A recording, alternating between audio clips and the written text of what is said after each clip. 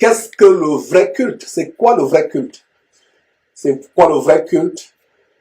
Se tient-il samedi? Se tient-il dimanche? Ou un autre jour de la semaine? Qu'est-ce que le vrai culte? Et nous avons été tellement emportés par beaucoup de traditions, par beaucoup de coutumes humaines qui se sont éloignées du standard de la parole de Dieu. Nous ne devons pas suivre les coutumes des hommes. D'ailleurs, la religion, la première définition de la religion humaine, ce n'est qu'un paquet de coutumes, de traditions qu'on associe à Dieu. Et Dieu n'y est pas. C'est pour cela que vous avez toutes ces religions, que ce soit les religions soi-disant chrétiennes, le protestantisme, le pentecôtisme, la religion catholique romaine, la religion presbytérienne, luthérienne, etc. Ça, c'est les inventions des hommes. Et ils ont toutes sortes de cultes. Voilà, vous êtes sans doute déjà posé la question comme moi, pourquoi si les religions chrétiennes adoraient le même Christ, adoraient le même Dieu, étaient gouvernées par le même esprit, pourquoi il y a différentes façons de rendre un culte à Dieu? Les autres rendent des cultes devant des statuettes, d'autres rendent des cultes, peu importe, il y a une diversité, même dans le soi-disant christianisme, dans la soi-disant chrétienté, il y a différentes manières de rendre des cultes. La Bible nous montre comment rendre un culte à Dieu. La Bible nous montre comment nous nous assemblons, comment se déroule notre culte, c'est quoi le vrai culte. Et c'est dans le sujet d'aujourd'hui. Différentes religions, même celles qui sont hors qui n'associent pas Jésus-Christ, telles que les bouddhistes, les hindouistes, les musulmans, chacun a une manière d'aller à Dieu. Mais nous, avec la parole de Dieu, surtout le Nouveau Testament, parce qu'il y avait deux manières de rendre des cultes à Dieu. Et dans l'Ancien Testament, c'était avec le sang des animaux, toutes sortes de cérémonies, des ablutions, des choses qu'il fallait faire, l'association des huiles d'onction, l'association de l'encens dans l'Ancien Testament, des animaux qu'on devait immoler à l'autel. Et Christ nous a mené la nouvelle voie de comment nous l'adorons, de comment nous rendons nos cultes. Et ces réunions d'église comme moi aujourd'hui, bien de fois c'est le paganisme. Et comme je postais il y a quelques jours une carte avec deux pasteurs abominables que je dénonce, Marcelo Chinassi, Raoul Wafo, qui prient derrière des hôtels, derrière ce qu'ils appellent les lutrins ou des hôtels. Si un pasteur prie derrière un hôtel, ou fait un culte derrière un hôtel, prie entre guillemets, ou prêche entre guillemets derrière un hôtel, c'est une hérésie. Les hôtels dans l'Ancien Testament avaient deux significations, une signification satanique et une signification divine. Par rapport à la signification satanique des hôtels, c'était les endroits où les adorateurs des Astartés, des Baals et toutes sortes de divinités sataniques, c'est là où ils offraient des sacrifices aux démons. Ça, c'est la signification de l'autel. Vous avez des peuples aussi lointains que les Moab, les Édomites et autres, ou les Philistins, qui avaient des autels. Ils avaient des temples avec des autels. Ils avaient plusieurs temples avec des autels. Ça, c'était sur le plan, enfin, dans le côté de la signification satanique des autels. Ils faisaient des sacrifices aux démons. Aujourd'hui, nous n'avons plus des autels en tant que chrétiens. Et dans l'Ancien Testament, la signification divine des autels, c'était des endroits où on sacrifiait des animaux, où on immolait les animaux en holocauste. Et quand vous lisez holocauste ou entendez holocauste dans la Bible, c'est tout simplement le sacrifice. Donc les autels dans l'Ancien Testament, c'était des endroits où on répandait le sang des animaux en sacrifice à Dieu. Et ce sang servait aussi à la purification, à l'expiation ou purification des péchés. Et qu'est-ce qui se passe avec Jésus-Christ?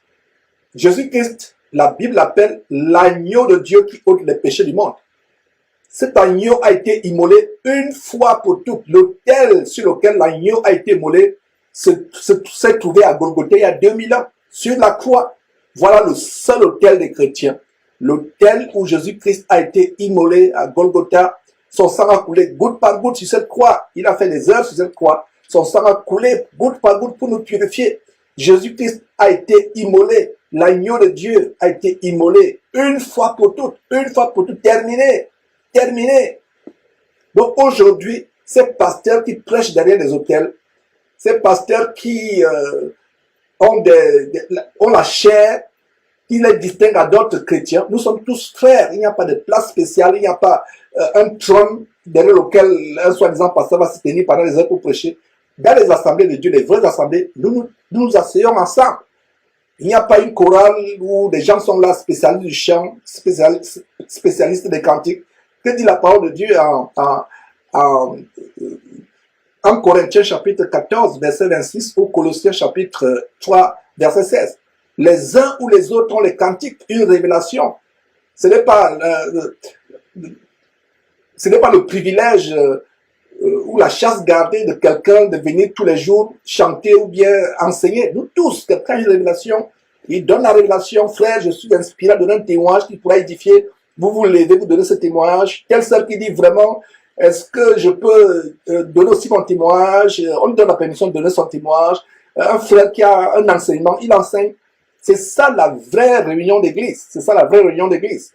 Et je vais vous montrer particulièrement en quoi consiste le vrai culte adressé à Dieu. Et nous allons terminer par à répondre à la question, quel est le jour précis où les chrétiens doivent se réunir? Est-ce samedi? Est-ce dimanche? Est-ce notre jour? Et la Bible nous donne la réponse spécifique sur cette question, à savoir quel jour exact les chrétiens doivent se réunir. Est-ce dimanche? Est-ce samedi que les autres appellent le sabbat? Est-ce un jour spécifique où on doit se réunir? On va répondre à cette question. Mais je reviens d'abord sur l'histoire des hôtels. Si vous voyez un soi-disant pasteur prêcher derrière un hôtel, soit il est dans l'ignorance, soit il sait ce qu'il fait la magie tout simplement. Parce que les hôtels dans l'Ancien Testament avaient une double signification. Je reprends pour ceux qui sont là à comprendre. La première signification, c'était pour les satanistes, les adorateurs de divinités démoniaques satanistes, c'était un moyen pour eux de faire de l'idolâtrie, d'offrir des sacrifices à leur divinité, à leurs démons. Maintenant, pour le peuple de Dieu Israël, l'autel, c'était un moyen d'offrir l'holocauste à Dieu, un sacrifice à Dieu. Et nous voyons qu'avec Jésus-Christ, l'agneau de Dieu qui a été immolé, il n'y a plus besoin de faire des sacrifices. Donc, un faux pasteur, ou pasteur entre guillemets, qui prêche derrière un autel, soit c'est par ignorance, soit il le fait exprès, parce que nous avons eu des témoignages comment des pasteurs ont coupé la tête des gens pour enterrer sous l'autel, là où ils prient. Et vous voyez même ces hôtels, comme c'est le cas avec Massoulou Tunassi, qui ont des pylônes bois et jacquin, de la franc-maçonnerie, des pylônes franc-maçonniques, vous voyez, Raoult et autres, il n'est pas seul, et vous voyez, tous ils ont des logos, des choses bizarres. Et quand on a dénoncé Massoulou Tunassi, il a changé, il a mis un autre hôtel qui est tout simplement plat, ce n'est pas un pylône, mais vous avez l'impression qu'il y a des ailes de côté et d'autre. Tout ça, soit ils savent ce qu'ils font, soit ils savent qu'ils sont conscients de la magie, soit ils sont dans l'ignorance. Qu'ils soient dans l'ignorance, qu'ils soient conscients de ce qu'ils font, à savoir rendre culte à Satan, une chose est certaine, quelqu'un, soi-disant pasteur, qui prêche encore derrière un hôtel, il fait une chose, il rend un culte au démon sans s'en rendre compte, et il insulte le sacrifice de Dieu. Il insulte la croix de Christ. La croix de Christ est l'autel où Jésus-Christ a répandu son sang pompe à point. Alors, la question que je vais vous poser, vous qui êtes connectés actuellement, montrez-moi un seul verset où un disciple de Jésus-Christ, un apôtre de Jésus-Christ a prêché derrière un autel, ou a construit l'autel, a bâti l'autel. D'ailleurs, il ne bâtissait même pas de temple. Donc, notre mission ici derrière cette tempête, ma mission que Dieu m'a confiée, j'en suis conscient, je n'ai aucun doute, c'est ramener le peuple de Dieu à la simplicité des Écritures. Ne vous livrez pas à tout ce qu'on vous dit, tout ce qu'on vous enseigne sans vérifier. Première question, vous voyez un faux pasteur, ou soi-disant pasteur, faire quelque chose. La première question que vous posez, où a-t-il vu cela dans la Bible? C'est écrit où? Il est milqué. Et bien de fois, les chrétiens se livrent au culte de Baal, au culte des démons, sans s'en rendre compte, parce qu'ils ne vérifient pas, ils ont la paresse de vérifier. Nous devons imiter les Béréens. En Actes chapitre 17, vous êtes fatigués de m'entendre dire ce verset. Beaucoup d'entre vous récitent même déjà ce verset par cœur à force de le répéter, mais vous ne l'appliquez pas. Ce verset qui dit en Actes chapitre 17, verset 11, que les Juifs de Bérée avaient la noblesse spirituelle, les sentiments plus nobles que ceux de Thessalonique. Pourtant, l'église de Thessalonique était la référence. Mais l'église de Bérée a dépassé en noblesse l'église de Thessalonique. Pourquoi? À cause d'une chose, ce que je vous dis tous les jours derrière cette trompette, ils examinaient chaque jour la parole de Dieu pour voir si ce qu'on leur enseignait était exact. Les manières de prier, les signes de croix, les mains jointes l'une l'autre, les chapelets, le signe de croix, etc. C'est des choses que beaucoup font sans s'en rendre compte, par ignorance, mais en le faisant par ignorance, il y a des conséquences spirituelles sérieuses. Ils se lient à des démons, ils ouvrent la porte de leur famille, la porte de leur corps, la porte de leur esprit, ils l'ouvrent grandement ouverte aux démons. Il y a des conséquences. Et le vrai culte, mes frères et sœurs, le vrai culte, c'est quoi le vrai culte? Il y a des gens qui disent, je vais dimanche à l'église, je vais dimanche. La Bible dit, 1 Corinthiens chapitre 3, verset 16, ne savez-vous pas que vous êtes le temple de Dieu? Nous sommes le temple de Dieu. Le temple. Quand Jésus-Christ a dit, détruisez ce temple, en 3 jours je le rebâtirai, il parlait du temple, que non seulement son corps devait constituer après sa résurrection, mais aussi et surtout l'union, l'harmonie spirituelle entre Jésus et nous, étant le corps de Christ. Nous sommes le corps de Christ, Jésus est la tête de son église. Voilà le temple. Est-ce qu'il y a un endroit spécifique pour louer Dieu? Il n'y a pas d'endroit spécifique. Ça peut être à la cour, ça peut être dans une chambre, dans un bureau, dans un champ, sur une plage. Peu importe, pourvu qu'il y ait toutes les conditions de bienséance, d'harmonie et d'autres. Mais si vous voyez quelqu'un qui dédicace un temple, une chapelle, une cathédrale spécifique ou une synagogue, comme la synagogue de Tibi Joshua, cet abominable faux pasteur, qui est en train d'être dénoncé. Il y a une femme qui de plus en plus la dénonce, comment il a fait des abominations, même sur le plan sexuel, des choses terribles, mes frères et sœurs. Peut-être nous reviendrons sur cela. Mais quand vous voyez les gens ayant des synagogues, ayant des temples, des bâtisses, cela n'est pas la parole de Dieu. Posez-vous la question, quel est le disciple qui a bâti un temple? Aucun. Quel est le disciple qui a bâti une cathédrale, une synagogue? Aucun, ça n'existe pas. Le seul dont l'argent a acheté le terrain, c'est celui qui a vendu Jésus-Christ. Donc ce n'est pas surprenant que ces faux pasteurs, vendant Jésus-Christ, prennent l'argent de la vente, achètent le terrain pour construire le temple. Et vous allez me demander, Georges, comment vendent-ils Jésus-Christ? Jésus-Christ, en Apocalypse chapitre 19, verset 13, il a dit que son nom, c'est la parole de Dieu. Donc, si quelqu'un commence à vendre les cours bibliques, soi-disant bibliques, à vendre les baptêmes, à vendre les séminaires, faire payer l'entrée à cela, et ils vous exploitent, ils vous ruinent. Et avec cet argent, qu'est-ce qu'ils font? Ils construisent des temples, ils achètent des terrains. Ce n'est pas la volonté de Dieu d'avoir un endroit qu'on appelle l'église. L'église telle. Et même des personnes qui, par le passé, j'ai connu des jeunes frères qui ont commencé très bien en enseignant la parole de Dieu. Je pensais être des frères qui sont sur la voie, mais ils ont été plus tard séduits par la tentation d'avoir aussi un bâtiment où ils se réunissent dimanche. Quand vous voyez un groupe de soi-disant chrétiens, ils ont commencé, ils prient de maison en maison, après, ils commencent à avoir des pensées, des idées telles qu'achetons un terrain, achetons un bâtiment. Ils sont en train de prendre la voie de l'apostasie, la voie de la dérive. Nous devons suivre exactement ce que les disciples ont fait. Il y a des gens qui me disent, Georges, si on se multiplie, on va faire comment? Je vais pour la question. Aucun de vous aujourd'hui ne pourra avoir l'impact que Pierre et Jean ont eu en quelques jours. Le premier jour, le jour de la Pentecôte, le Saint-Esprit est descendu, le jour où l'église est inaugurée, il y a combien de personnes qui sont converties? Plus de 3000 personnes qui sont converties. Le seul jour, les personnes sont converties. Alors, ils ont construit un temple? Non. Et plus tard, qu'est-ce qui se passe? Quelques jours après, à l'occasion de la délivrance, de la guérison miraculeuse, extraordinaire de cet homme boiteux de naissance qui était âgé de près de 40 ans, qu'on plaçait à la porte du temple, ce jour encore, environ 5000 personnes sont ajoutées. Donc, en quelques semaines, des milliers de personnes, près de 10 000 personnes. Pierre a construit un temple. Non. Tous ces gens étaient à Jérusalem. Et d'ailleurs, qu'est-ce qui s'est passé pour vous qui êtes assidus à la série de lecture approfondie du livre de Actes, chapitre et verset après verset. Nous avons vu au chapitre 9, d'abord au chapitre 8, comment à cause de la persécution d'Étienne, à partir même du chapitre 7, on a vu comment à cause de la persécution d'Étienne, ils n'étaient plus agglutinés à Jérusalem, ils sont répandus dans les villes avoisinant les villages. Et c'est comme ça que c'est comme ça que Philippe se retrouve en train de prêcher à la Samarie. Et non seulement il a un grand ministère de la Samarie en quelques jours, plus tard, quand l'ange lui dit de sortir de la Samarie, d'aller vers le sud, qu'est-ce qu'il rencontre? Il rencontre un Éthiopien qui retournait de Jérusalem où il était parti pratiquer le judaïsme. Et voilà comment cet Éthiopien laisse le judaïsme pour devenir chrétien.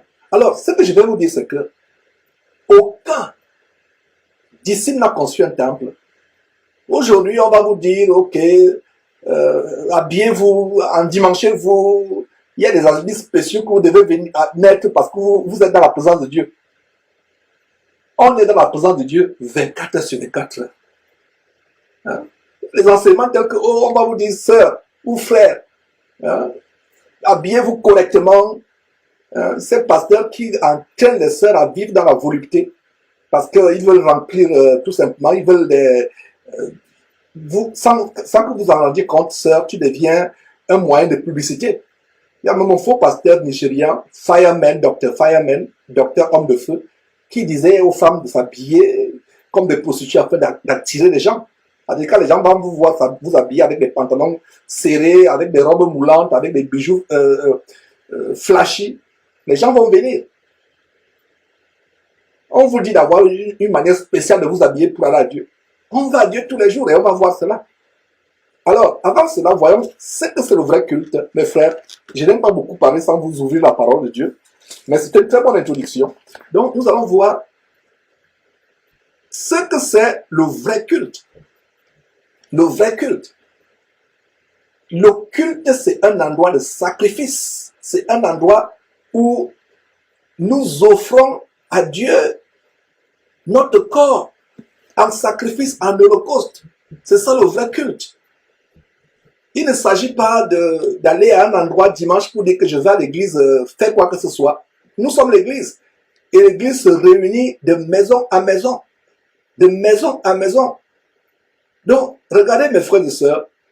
Romains chapitre 1, c'est juste après le livre de Actes. Je vais dire chapitre 1, non, c'est pas le chapitre 1, chapitre 12 plutôt. Romains chapitre 12. Très grand verset. Lisons ensemble ce verset. C'est un verset que vous qui êtes assidus à cet enseignement, vous connaissez déjà. Certains d'entre vous mémorisent même déjà. Romains chapitre 12.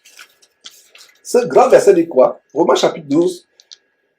Le Saint-Esprit parlant par l'entremise de l'apôtre Paul écrit ceci, dit ceci, pardon, Paul écrit, inspiré par le Saint-Esprit. Romains chapitre 12, verset 1. Je vous exhorte. C'est Paul qui écrit, mais en fait c'est le Saint-Esprit qui nous exhorte derrière Paul. Donc, je vous exhorte, et le Saint-Esprit, Dieu, le Seigneur Jésus-Christ, nous exhorte, frères, dans les compassions de Dieu, à offrir vos corps comme un sacrifice vivant, saint, agréable à Dieu, ce qui serait de votre part un culte raisonnable. Voilà le culte. Cette expression que je vais au culte dimanche, non, vous n'avez pas compris. À partir de ce verset, vous comprenez ce que c'est un culte. Votre culte, ce n'est pas un dimanche. Je pense que si vous êtes tellement intelligent et vous avez le discernement, vous avez déjà compris.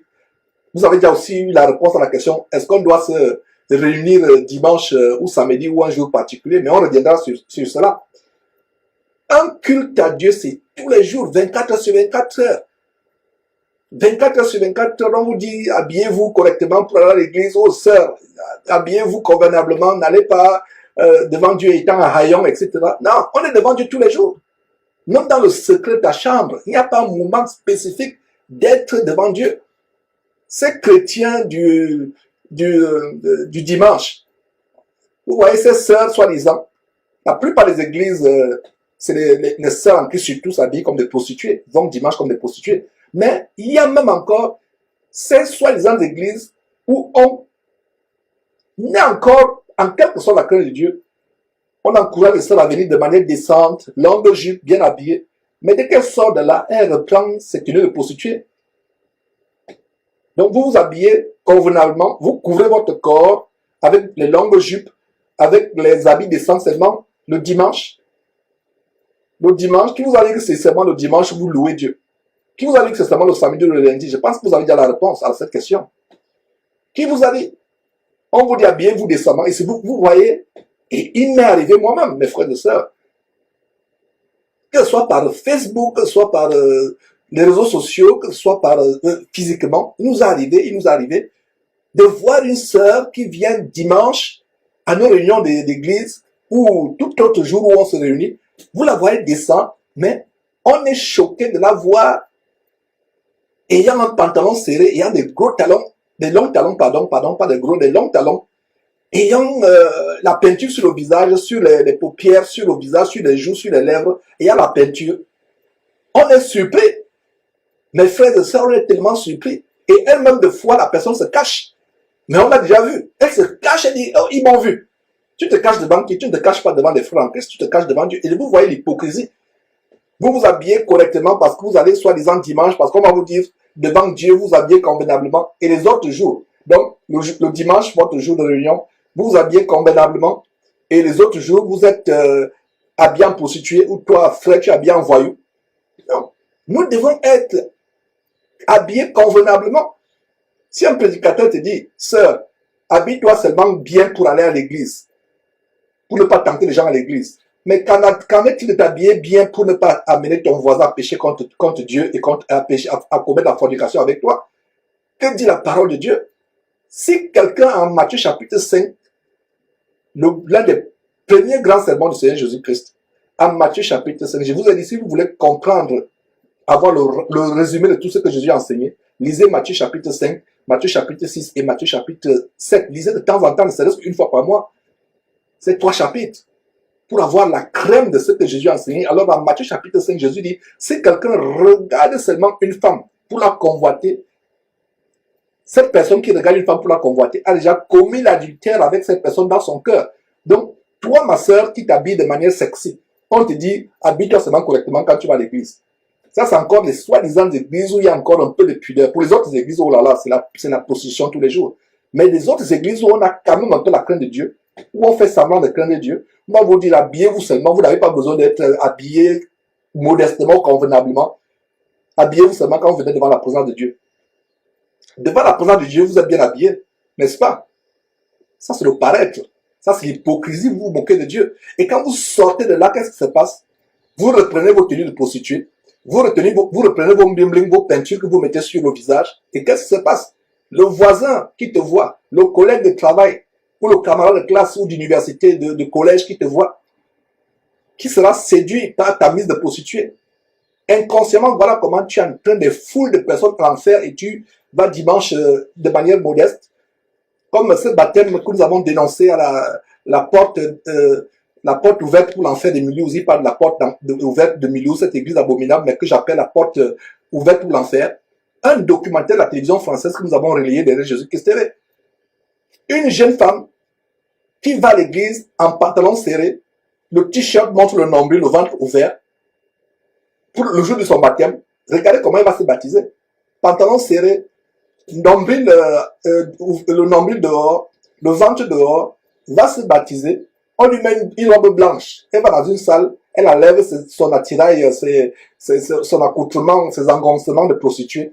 Et on lui donne une robe blanche et on la baptise. Elle est là comme un ange. Elle est là innocente, pieuse, on la baptise. Et quand le baptême finit, elle reprend dans la chambre, elle remet son pantalon serré, elle remet sa robe. Est-ce que vous voyez à quel point nous sommes arrivés?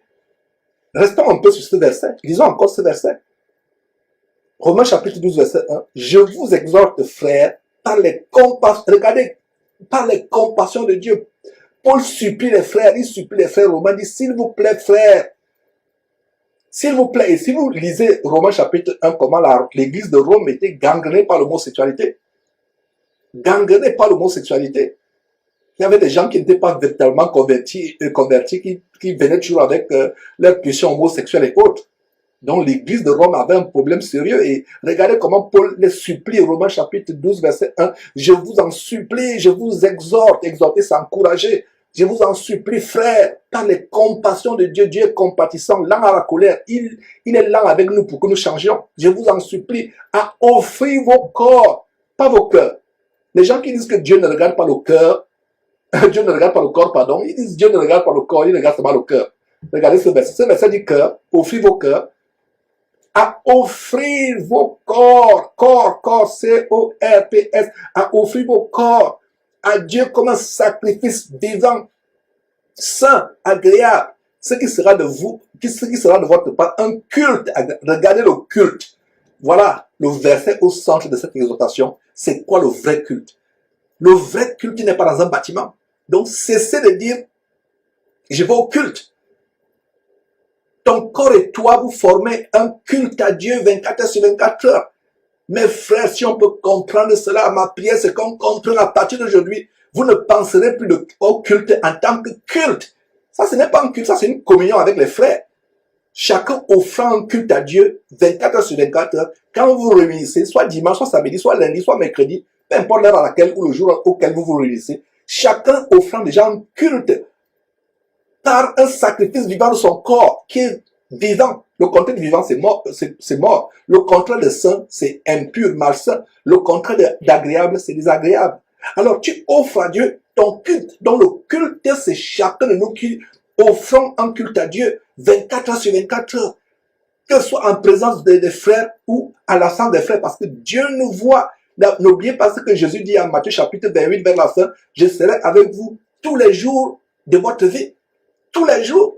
Il n'y a pas un seul jour où Jésus n'est pas avec ses vrais élus, ses vrais petits frères et sœurs. Il n'y a pas un jour.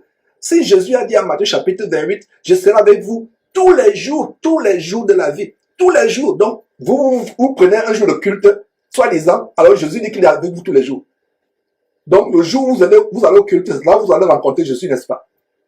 Et les autres jours, il n'y a pas Jésus dans votre vie. C'est pour ça que vous pouvez aller avec les prostituées, aller boire dans les bars, vous habiller comme les prostituées, écouter les musiques mondaines, parce que les 6 jours de la semaine, Jésus n'est pas avec vous et il est seulement avec vous le jour du culte pendant 3 heures à 9 heures du matin ou peu importe l'heure où vous vous réunissez dimanche ou samedi. C'est ça? Non! Jésus a dit, il sera avec vous tous les jours. Rien que cela, Jésus est avec nous tous les jours. Et un mystère sur lequel nous reviendrons, mes frères et sœurs, Christ en nous, l'espérance de la gloire. Christ en nous, l'espérance de la gloire. Christ est en nous 24 heures sur 24 heures. Si du moins vous avez reçu la puissance du Saint-Esprit, parce que toute personne qui a reçu la puissance du Saint-Esprit a reçu quoi? Christ en lui. Tu as Christ en toi 24 heures sur 24 heures. Lui-même, il a promis que je serai avec vous tous les jours. Donc, il n'y a pas de jour spécifique où tu dis non, il y a un jour où je m'habille bien, je m'habille décemment, je m'habille de manière modeste et les 6 autres jours, je suis comme une prostituée. Ou je suis comme un voyou. Ou je me comporte comme une prostituée ou comme un voyou les 6 jours. Mais il y a un jour où ça, c'est la plus grande hypocrisie. Et ça me fait mal de voir cette hypocrisie, même parmi les frères et sœurs en Christ. Même parmi nous, ça me fait mal de voir cette hypocrisie. Cette hypocrisie ne doit pas avoir lieu parmi nous. Ne doit pas avoir lieu parmi nous, mes frères et sœurs. Et il n'y a pas de jour pour les communions avec Dieu. C'est tous les jours. Chacun offre un culte à Dieu. Regardez, je vous exhorte, frères, par les compassions de Dieu, à offrir vos corps comme un sacrifice. C'est faux pasteurs qui vous disent, amène les sacrifices d'argent. Tu as telle maladie, tu as besoin de délivrance, fais un sacrifice. Donne une enveloppe. Que font-ils du sacrifice de Jésus-Christ? Le sacrifice de Jésus-Christ a coûté quoi qui? Rien. Si Dieu pouvait faire payer le sacrifice de Jésus-Christ à quelqu'un, tout l'argent de la terre, tous les trésors, tous les minéraux, le cobalt, l'or, le manganèse, l'uranium, le diamant, tout ça on creuse. Ça ne suffirait pas à nous donner ne serait-ce que 1 pour milliard, 1 pour 1 milliard, 1 milliardième de ce que Jésus a accompli pour nous sur la croix. Tout l'argent de la terre, tous les trésors, les diamants, l'or de la terre ne peuvent pas acheter ne serait-ce qu'une petite goutte microscopique du sang de Jésus-Christ. Comprenez cela. On va vous dire, faites un sacrifice. Avant de te guérir, avant de résoudre ton problème, ma soeur, tisse une alliance avec ton pasteur. Donne une enveloppe. Une alliance, c'est lui qui est mort sur la croix pour vous. Pour qu'il y ait une alliance. Jésus qui est mort sur la croix a demandé qui, quoi, qui, pour faire une alliance, faire un sacrifice. Donc, les gens qui me posent la question, Georges, comment on fait un sacrifice? Comment on fait un sacrifice? Voilà, offrir à Dieu vos corps. Comme un sacrifice. Un sacrifice n'est pas aisé. Un sacrifice fait mal. Un sacrifice, c'est ce que vous offrez avec peine et douleur. Jésus-Christ a enduré le sacrifice suprême. Ces grosses pointes qui transperçaient les pieds et la paume des mains. Cette couronne d'épines qu'on a creusée, qu'on a enfoncée, qui lacérait ses tempes, ses veines.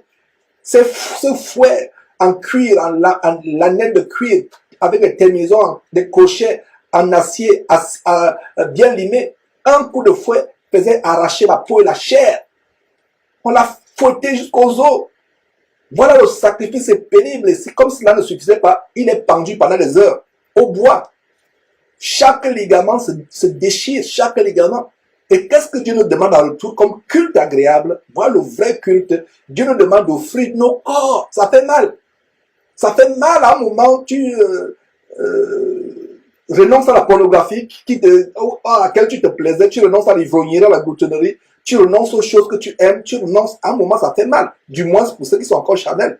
Jésus n'a-t-il pas dit, si ton bras droit est pour toi une occasion de chute, coupe-le et jette-le loin de toi, parce qu'il est préférable pour toi d'entrer étant manchot dans le royaume des cieux où il n'y aura pas de manchot, que d'être jeté avec toutes tes deux mains dans le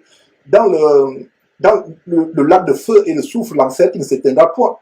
Mieux vaut pour toi entrer étant borgne, ayant un seul œil dans le royaume de Dieu, il n'y aura pas de borgne, que d'être jeté tout entier avec les deux yeux dans le lac de feu et de soufre qui ne s'éteindra jamais. Alors, un sacrifice fait mal. Voilà le culte. C'est quoi le vrai culte? J'ai répondu à la question. Voilà le vrai culte. Voilà le vrai culte. C'est quoi le vrai culte? Voilà le vrai culte. Il ne s'agit pas d'aller chaque dimanche, je vais au culte. Commençons à bien parler chrétien. Commençons à bien parler. À partir d'aujourd'hui, quand vous parlez culte, vous pensez à un culte. Voilà, ça commence par vous. Le reste, c'est une communion avec les frères.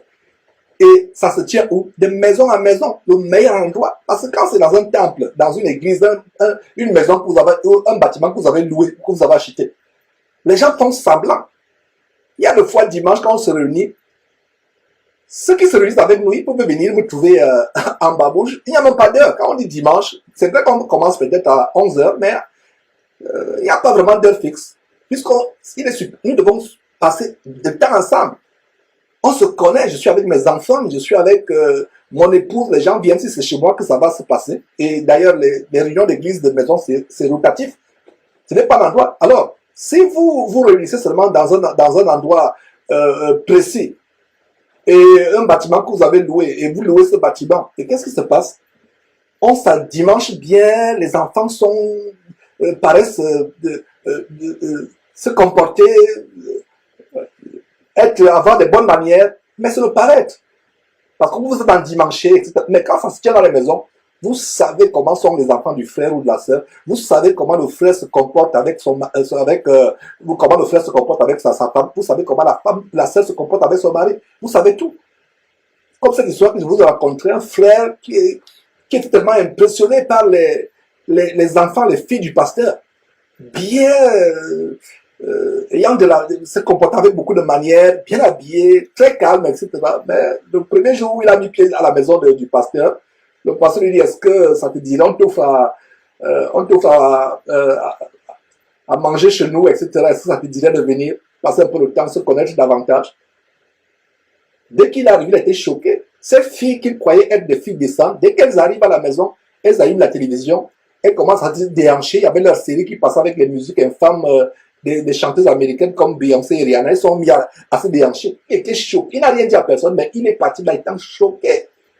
Imaginez-vous que c'est un nouveau converti, mais sa foi sera détruite.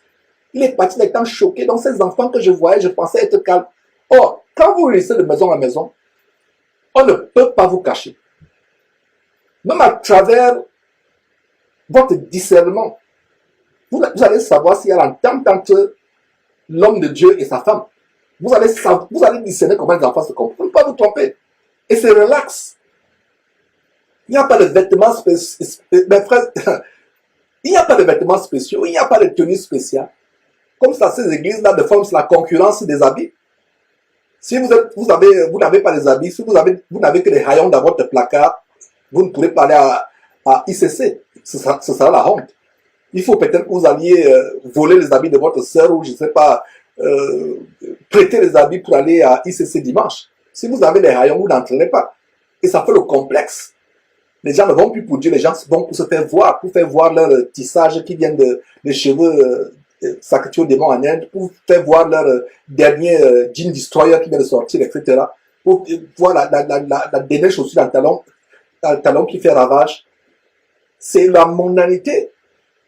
Il y a même une sœur qui témoigne ici à Houston que quand elle se rendait, étant mondaine à l'époque, ne sachant pas ce que c'est le culte véritable, et cette sœur aujourd'hui connaît ce que c'est le culte véritable.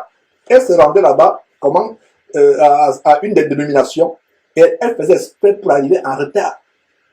Elle se perchait sur les talons comme un échassier qui est perché, je ne sais pas, comme un héron. Elle se perchait sur les talons, elle-même parfum, et elle avait un plaisir vraiment terrible quand les gens se retournaient pour la regarder. Et ça lui faisait plaisir, elle venait exprès. Elle a témoigné cela, qu'elle venait exprès en retard, pour que les gens sentent son parfum. Quand elle part comme ça, les gens se retournent. Or, c'était quoi? Sans s'en rendre compte, cette sœur elle était un agent de Satan sans s'en rendre compte. Aujourd'hui, elle est convertie, elle est modeste, elle est pieuse, mais combien de personnes l'ont entraînée à en faire? Combien de personnes ont fait l'adultère avec elle selon la définition de l'adultère que je viens de vous partager en Matthieu chapitre 5 venant de Jésus-Christ? Que si un homme te regarde seulement, toi, sœur, pour te convoiter dans son cœur, il a déjà commis l'adultère avec toi. Même toi, tu ne sais même pas qu'il a commis l'adultère. Il a déjà commis l'adultère. Donc, que ce soit sur Internet, vous qui postez encore vos photos langoureuses sur Internet, vos profils, il y a des sœurs, quand elles me contactent sur WhatsApp ou sur Facebook, il y a plusieurs à qui je dis, sœur, est-ce que ça te dérangerait de changer cette photo de profil? Et si Dieu a eu sœur de changer sa photo de profil, c'est parce que vraiment, elle est insolemment voluptueuse et frivole. Ça ne sied même pas à une sœur d'avoir une telle photo. Donc, on peut vous convoiter, soit par Internet. Vous qui postez encore vos photos personnelles sur Internet, on peut vous convoiter. Même pas besoin de poster ces choses privées sur Internet. Et si vous vous entêtez à poster vos photos sur Internet, postez au moins des photos décentes. Donc, faites attention, le culte, regardez mes frères et sœurs. Le but de cet enseignement, c'est qu'à partir d'aujourd'hui, quand on parle de culte, ne pensez plus jamais aller au culte dimanche. Le culte, donnez-moi un autre verset où on vous dit culte, c'est quoi? Il y aura les exhibitions, les gens vont faire les danses prophétiques. Mes frères et sœurs, ça c'est le théâtre. C'est le théâtre. La plupart de ces soins dans les églises se sont transformés en des salles de théâtre, c'est des salles de cirque. Il y aura la séance de danse prophétique. Après la séance de prophétique, il y aura une performance du pianiste là qui va jouer ou du batteur. Il y aura maintenant la chorale qui va s'exhiber. Il y aura ceci, cela. Il y aura maintenant les gens qui vont défiler avec les offrandes pour venir déposer. C'est le cirque. Ça, ce n'est pas le culte. Donc, à partir d'aujourd'hui, cet enseignement aura atteint son objectif. Si toi qui le suis, tu réalises qu'à partir d'aujourd'hui, quand tu entends culte, c'est toi, c'est ton corps. Je relis ce verset, mes frères et sœurs. C'est un verset que j'ai toujours cité, mais aujourd'hui, j'ai eu à cœur vraiment, par la grâce de Dieu, d'amplifier ce verset. Romains chapitre 12, verset 1. Je vous exhorte, frères, par les compassions de Dieu, à offrir vos corps comme un sacrifice vivant. Le contraire vivant, c'est mort. Comme un sacrifice saint. Le contraire de saint, c'est pollué, impur, malsain. Comme un sacrifice agréable à Dieu. Le contraire d'agréable, c'est désagréable à Dieu. Donc, si tu n'offres pas ton corps de cette manière, tu es désagréable à Dieu. Tu es désagréable. Tu vas élever tes mains comme il est dit dans Isaïe, je crois, chapitre 1, si je ne me trompe pas, verset 15. Vous élevez vos mains, je ne vous réponds pas parce que vos mains sont pleines de sang. Vous élevez les mains, je ne réponds pas. Dieu ne peut pas répondre. Dieu n'exauce pas les pécheurs. Donc vous allez au culte, faire semblant. Toute la semaine, vous vivez comme une prostituée. Toute la semaine, vous vivez comme un voyou. Vous êtes débauché toute la semaine. Vous allez vous moquer de qui? Dimanche. On ne se moque pas de Dieu. Vous allez dimanche là pour faire le paraître. Vous ne vous moquez pas de Dieu, vous vous moquez de vous-même. Dieu ne vous écoute pas. Ces femmes, dimanche, elles lèvent les mains avec des ongles qui les font ressembler à des tigresses, etc. Le vernis sur les ongles, vraiment, vous avez le culot. Vous prenez Dieu pour qui? Pour votre enfant, vous allez au dimanche, vous levez les mains. Les mains ont les vernis. Dieu vous a créé avec les vernis. Pour lever les mains à Dieu avec les vernis. Dieu vous a créé avec cela. Pas du tout. Effectivement, il disait Ésaïe chapitre 1, verset 15. Notez ce verset. Quand vous étendez vos mains, je détourne de vous mes yeux. Quand vous multipliez les prières, je ne vous écoute pas. Les mains qui ont fait la masturbation la veille, les mains qui ont été posées sur les prostituées la veille, tu viens les élever au culte dimanche, Dieu ne t'écoute pas. Tu as le vernis aux ongles, tu as les cils là maintenant, les cils s'allongent comme ça et remontent comme cela, les cils. Quand tu vois les yeux comme ça, c'est pour faire quoi? C'est pour faire des clins d'œil à Dieu. Tu te moques de toi-même. Laissez ces choses. Recherchez la sanctification. C'est le culte de notre corps. Le corps est important, c'est le culte. Est-ce que vous saviez que c'est ça le culte? Ce n'est pas dimanche. C'est ça le culte. Voilà le vrai culte. Voilà le vrai culte. Vous élevez les mains souillées, les mains d'abomination, les mains qui ont touché les choses impures. Vous venez les élever dimanche matin. Vous étiez en boîte de nuit samedi. Vous venez avec les mains, vous élevez les mains. Ne vous moquez pas de Dieu. Vous vous moquez de vous-même. Voilà le vrai culte. Ce n'est pas aller dans une assemblée. Cette assemblée est remplie de débauchés. On vous dit, venez, habillez-vous, normalement, respectez la présence de Dieu dimanche. La présence de Dieu, c'est tous les jours. Dieu est avec nous 24 heures sur 24 heures. Ésaïe chapitre 1, verset 15, quand vous étendez vos mains, je ne fais pas quoi? Je fais quoi? Je détourne de vous mes yeux. Quand vous multipliez vos prières, je n'écoute pas. Et ces gens qui sont dans le péché, qui pêchent tout le temps, ils sont tellement zélés quand il faut prier.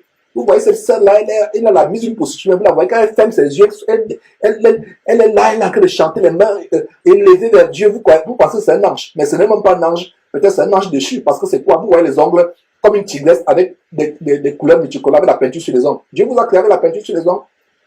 C'est même une insulte. Le culte agréable, mes frères, c'est votre corps qui est saint, qui est pur. Dieu ne nous a pas créé avec ces choses. Vous insultez Dieu. Votre corps dégage le mensonge, les faux cheveux sur la tête. Vous dites que vous priez Dieu. Et pire encore, si vous refusez même de vous voiler. Il y a des sœurs qui disent, ah, moi je ne me voile pas parce que ma chevelure c'est un voile. Ta chevelure c'est un voile. Tu as même la chevelure sur la tête. Tu as la chevelure en plastique, en nylon sur la tête. Tu as la chevelure qui vient de l'Inde. Qu'on sacrifie au démon, au cadavre. Tu as même la chevelure de cadavre, tu as la mort sur la tête. Et comme ça ne suffisait pas, tu ne te vois même pas. Donc tu es doublement nu. Nu parce que tu ne mets pas le voile sur la tête. Nu parce que les cheveux qui sont sur ta tête ne sont pas tes cheveux. C'est le plastique ou le nylon. Ou le caoutchouc, ou je ne sais pas quoi, ou peu importe, ou les cheveux qui viennent de l'Inde. Qui viennent des cadavres ou des cheveux sacrifiés aux idoles, aux démons en Inde. Je dois dire ces choses avec toute la sévérité afin que vous compreniez ce que c'est le culte. Le culte, ce n'est pas dimanche. Je vais au culte. Tu vas à quel culte? Montre-moi un verset, on a montré un apôtre ou un disciple de Jésus ou un peu importe qui va en culte. Le culte, c'est avec ton corps, avec ton esprit, individuellement. Maintenant, quand tu te retrouves un jour de la semaine avec les frères, c'est la communion fraternelle.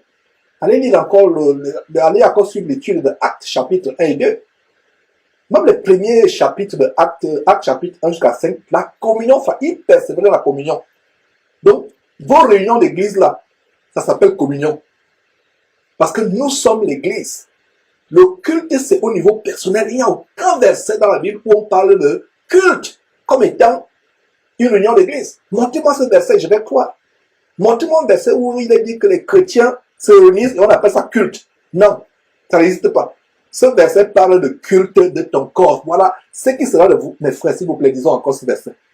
Romains chapitre 12, verset 1. Je vous exhorte donc, frères, par les compassions de Dieu, à offrir vos corps comme un sacrifice, comme un vivant. Le contraire vivant, c'est mort. Donc, beaucoup de chrétiens vont à Dieu et avec des sacrifices morts. Deux, saints. Le contraire de saint, c'est malsain, pollué, corrompu, sale, dégueulasse, agréable à Dieu. Et quand ce n'est pas agréable à Dieu, c'est désagréable à Dieu. Et c'est ainsi que Ésaïe chapitre 1, verset 15 se réalise. Vous priez pendant des années, vous voulez ce mari ou cette femme, vous voulez cet enfant, vous voulez ce travail. Vous n'avez pas. Dieu ne vous écoute pas. Enlève d'abord ces faux ongles qui sont sur ces faux ongles que tu as placés qui te font ressembler à une tigresse. Enlève ces faux cheveux qui sont sur ta tête. Sois modeste. Enlève, débarrasse-toi de ces attirails de prostituées ou de voyous. Et Dieu va commencer à répondre à tes prières parce qu'il voit comment tu te repens. Tu veux te rebeller contre Dieu et tu veux que Dieu exauce tes prières. Ce n'est pas Dieu qui va t'exaucer. Et même si tu es exaucé, c'est Satan qui va t'exaucer. Comme cette femme qui dit, moi je ne me couvre pas la tête, moi j'ai la mise de prostituée, Dieu m'exauce tous les jours. J'ai dit, tu sais quel Dieu t'exauce? Satan veut t'amener à rester dans l'ignorance. Te donner tout ce que tu veux sur terre pour que tu passes l'éternité en enfer. Donc regardez, c'est ça le culte. J'espère qu'on a compris mes frères et qu'on peut évoluer. Voilà le culte, il n'y a pas un autre culte. Voilà le culte, mes frères et sœurs. Voilà c'est ça le culte. Il n'y a pas d'autre culte, pardon, il n'y a pas d'autre culte. Voilà le seul culte. Et maintenant, quand on se réunit avec les autres frères pour chanter, pour écouter l'enseignement, on appelle ça la communion fraternelle. Et c'est pendant la communion fraternelle qu'il y a des enseignements qu'on écoute. Il y a les cantiques, les uns et les autres ont les cantiques. Notez Colossiens chapitre 3, verset 16 ou 1 Corinthiens chapitre 14, verset 26. Les uns et les autres. Et il y a un autre verset, mes frères et sœurs, dans Hébreux chapitre 13, verset 15, qui va dans le même sens que Romains chapitre 12, verset 1, qui dit quoi? Hébreux chapitre 13, verset 15, qui dit quoi? Par lui, c'est-à-dire par Jésus-Christ, offrons sans cesse à Dieu un sacrifice de louange, c'est-à-dire le fruit des lèvres qui confessent son nom. Voilà notre verset, un bon verset aussi. Et 1 Pierre chapitre 2, 1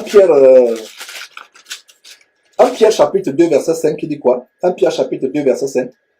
Et vous-même, c'est-à-dire toi ma sœur, toi mon frère, vous, frères et sœurs en Christ, et vous-même, 1 Pierre chapitre 2, verset 5, et vous-même, comme des pierres vivantes. Donc, qui sont les pierres vivantes? Nous. C'est nous. Au lieu de considérer que l'église c'est les pierres vivantes, vous considérez que c'est le bâtiment que vous avez loué ou je vais à l'église. La Bible dit ici, nous sommes les pierres vivantes. Édifiez-vous pour former une maison spirituelle. La maison spirituelle, c'est nous. La maison de Dieu, c'est nous. Un saint sacerdoce afin d'offrir des victimes spirituelles agréables à Dieu par Jésus-Christ. Est-ce que c'est compliqué, mes frères et sœurs? Est-ce que c'est compliqué? Pourquoi vous ne voulez pas vous attacher à la simplicité de l'évangile? Voilà. Et vous-même, comme des pierres vivantes, édifiez-vous pour former une maison spirituelle. Et les pierres vivantes, c'est qui? C'est les saints, c'est les chrétiens qui marchent dans la sanctification, les élus de Christ. Édifiez-vous pour former une maison spirituelle. C'est nous, vous et moi. Si nous sommes dans une même ville, dans un même quartier, c'est nous la maison spirituelle. Chacun rendant un culte à Dieu. Et maintenant, je pense que vous avez déjà eu la question, est-ce qu'il y a un jour spécifique pour se réunir? Est-ce que c'est samedi? Est-ce que c'est dimanche? La Bible dit quoi en 1 Thessaloniciens chapitre 5, verset 17, pardon. Priez sans cesse. Est-ce qu'il y a un jour seulement pour prier? Ce serait mieux si les chrétiens pouvaient se réunir tous les jours. La Bible dit que, et d'ailleurs on a vu ça dans l'étude des premiers chapitres de Actes, comment ils étaient tous les jours ensemble. Tous les jours ensemble. Il n'y a pas de jour spécifique pour prier. Vous consacrez, regardez comment Satan a consacré certains jours. Dimanche en anglais c'est quoi? Sunday.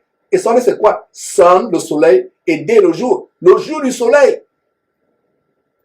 Vous pensez que le jour d'adorer Dieu, de communier, d'aller rendre un culte, d'ailleurs on a vu ce que c'est le culte, votre culte entre guillemets, un culte luciférien qui n'a rien à voir avec le culte de Dieu. On a bien de voir le culte de Dieu en Romains chapitre 12, verset 1. Vous allez au culte dimanche. Quel culte? Si vous pensez que c'est seulement dimanche que vous devez louer Dieu, c'est pas Dieu que vous louez. Sunday, Sunday. Sun, c'est le soleil. Sun en anglais, c'est le soleil en français. Day, c'est le jour. Sunday, c'est le jour du soleil. Le jour du soleil. Donc, c'est le Dieu soleil des Égyptiens, des satanistes, tous francs-maçons et autres Illuminati, le Dieu soleil que vous allez adorer.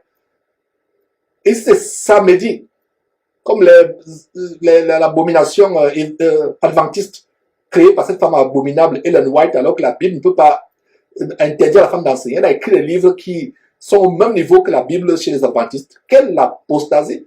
Et ils ont prévu que le seul jour où il faut se réunir, c'est samedi. Samedi, Jésus-Christ est notre sabbat. On n'a plus de sabbat, on n'a plus de samedi. Et Saturday, en anglais, Saturday, c'est le jour de Saturne.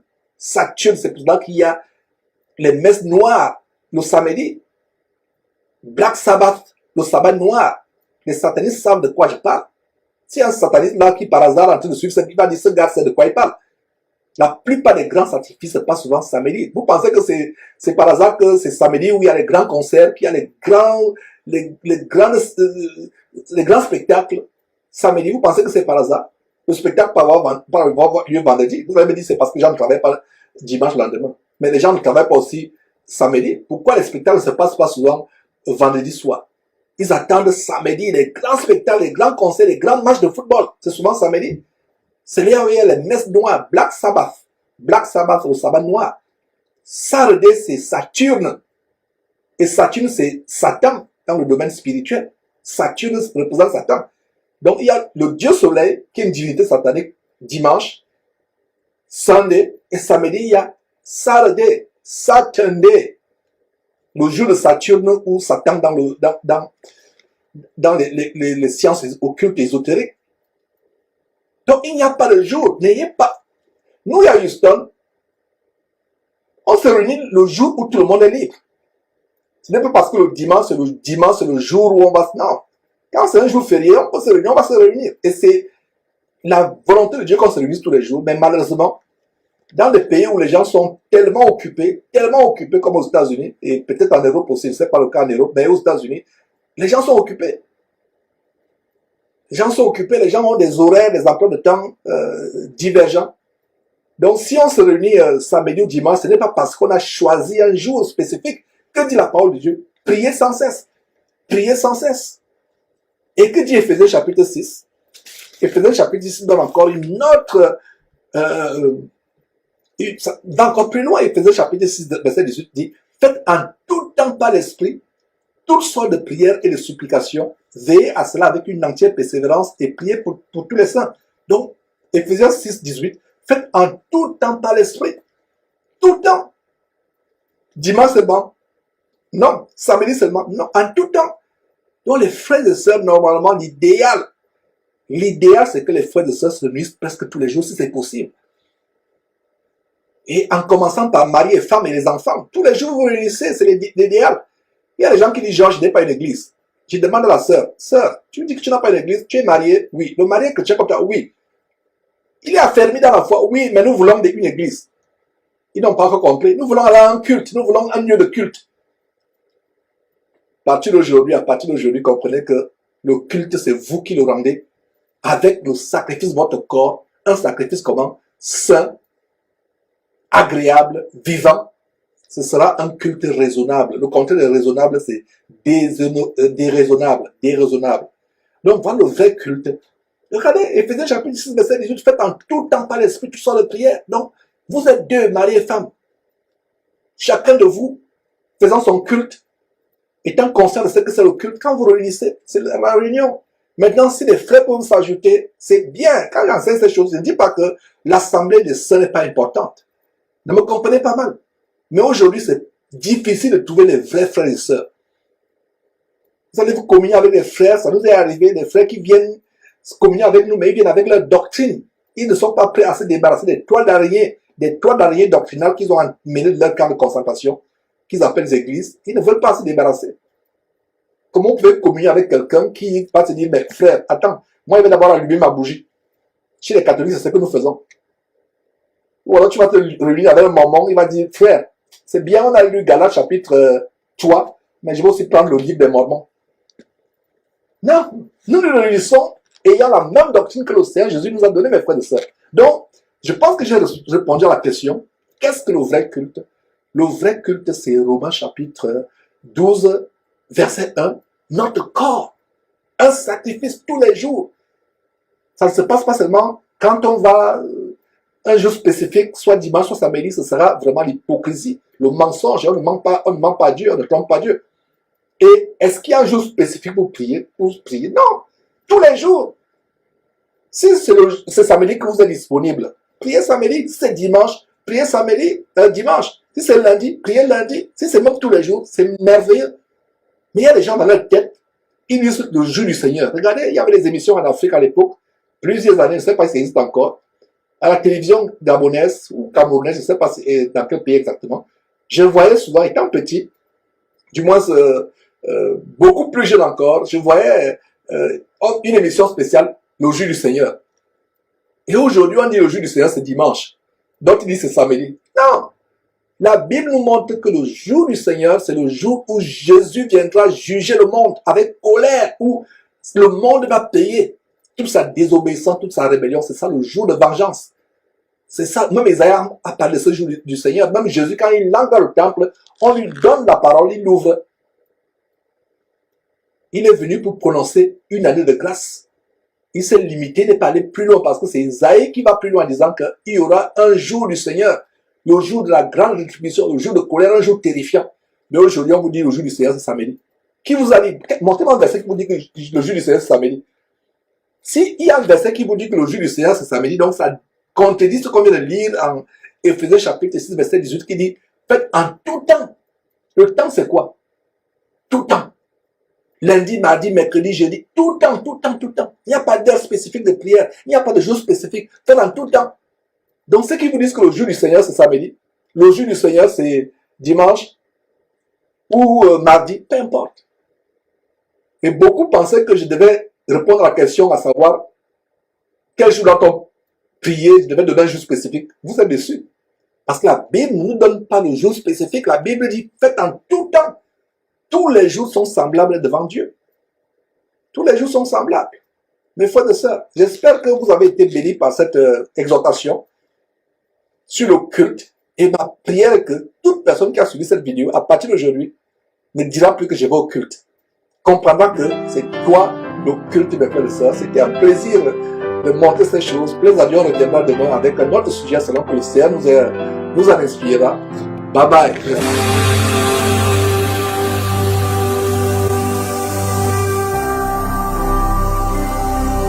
Jésus-Christ TV, vous connaîtrez la vérité et la vérité vous affranchira.